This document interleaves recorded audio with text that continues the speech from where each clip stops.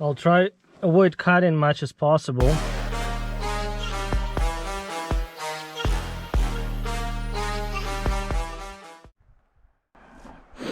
It's getting dark and cold, but we have another hour to get a sway bar link replaced on Nissan Titan. This is 2004, and I'm going to show you how bad sway bar link looks like. Look at that. She just popped out, and yep, not good. Yep, needs to be replaced. And the sway bar link connects the lower control arm to the sway bar. There's a sway bar frame bushings. Check them too. See rubber all even, all the way around. That's good. I'm going to replace this bad boy. This is what caused the clunky noise, most likely. Yep, that's one of the problems. And we have a replacement part. This one is Moog chassis parts. It's good quality stuff. An idea is to hold the head. There's a ball joint. There's a head for the 18 mil, and there's an 18 mil nut. But that one is different as Nissan OEM one. It's going to be different, could be 17, 19, 18. Check on yours. And two ways to do it. Just use a wrench in a socket and remove if it will come out. Sometimes it really can be rusted and hard to remove. And you go with this guy, with a grinder. Don't forget about the earmuffs and safety goggles. Be careful. See this oversized cutting blade, because regular one won't get there and guard is too small. This is only demo how I do it, and yeah, it's not very safe. You go and cut it here, right? You wanna this part be cut here and there, because if you cannot remove nut, if you cut here, it will still be attached. You cut it here and on the bottom, but I hope it will come out. You never know. Yeah, getting cold and dark. See the snow already. Look at the snow, more up in the mountains. Okay, let's get started. If it's helpful, yeah, please go and subscribe. Very appreciated that.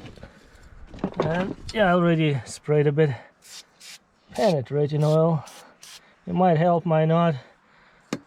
It's rusted badly, frozen mud around. Okay, let's give it a try. I turn my steering wheel all the way to the left because I'm working on driver's side. If you're working on passenger side, you do the opposite to get myself more room. Yeah, that's what you need. And I also raised my vehicle slightly up, and just enough to take attention from the sway bar. Well, it already was popped out, but idea is to get enough clearance to get the sway bar link in like this, right? You don't want to be too high or too low, otherwise it'll be hard to get the new one in.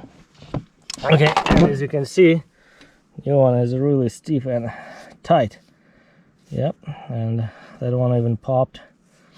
Worn out, not good. This one should last. Well, I tried to be nice and undo the nut using wrenches. No way. You don't want to come out. And yeah, let's cut it here.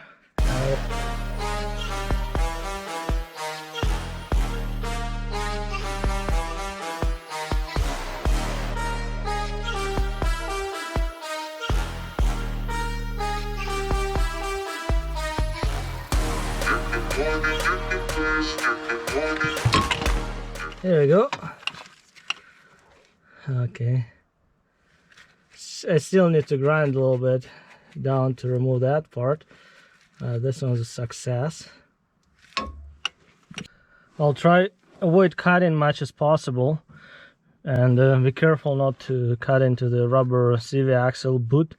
And if you looked on the lower control arm, it has a certain kind of pocket, and there's a reinforcement metal, and there's another L sort of bracket here on the back.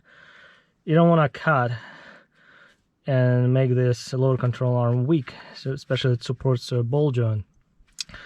Try to do the wrenching and make sure your socket is right side is 17, this is 19, and undo it with a ratchet. I hope it will come out. Pray for the best. I don't know if it will or not. Let's turn it. Well, now it's the installation part, and I have my jack handle here. I can adjust the height as I need to match the, I can push it down and get my new sway bar link fit. And yeah, let's start the installation process. As you can see, I already greased my new sway bar link. Just 1-2 pumps. You don't want to blow the rubber boot, and seal will come out. That way that sway bar link won't last, because moisture and dirt will get in. Just 1-2 pumps. And I applied some undeceased compound to the threads, and that way it will be easy for me to, or for someone else to do the removal. Okay, let's get this guy in. All in real, all in the dirt, in the woods, and help you to save some money. Okay. Go this way. There's the bottom in. Let's turn a little bit, and top too.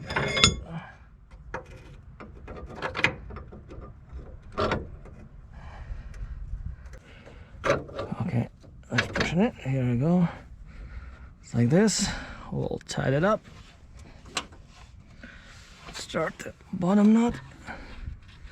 Just gonna pull this out and start the knot. So yeah, the vehicle is still on the ground. You don't need to remove the wheel or jack it up too far. Alright, I will started my nuts, and now I will need to tie them up. Okay. And you hold the...